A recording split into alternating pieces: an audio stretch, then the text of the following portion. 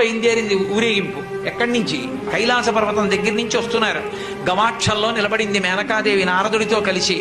ఒక్కొక్కళ్ళు వస్తున్నారు. అబ్బా వెలిగిపోతున్నాడు, ఆయనేనా మా అల్లుడంది. కాదమ్మా, సూర్యుడు దిక్పాలకుల్లో ఉన్నాడు. ఆ వెనక వస్తున్నాడు, ఎవరో బాబాయ్ నల్లగా ఉన్నాడు దున్నపోత మీద, ఆయన ఎవరా?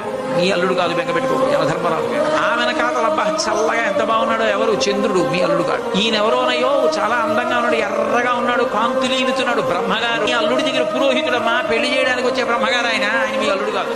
ఓ అలాగా, ఇతను ఎవరో నీలమేఘశ్యాముడు, చాలా అందంగా ఉన్నాడు, శాంతాకారం భుజగచైనం పద్మనాభం సురీశం. అమ్మా, ఆయనకి మీ అల్లుడికి భేదం చెప్పకూడదు, కానీ ప్రస్తుత మీ అల్లుడు కాడు.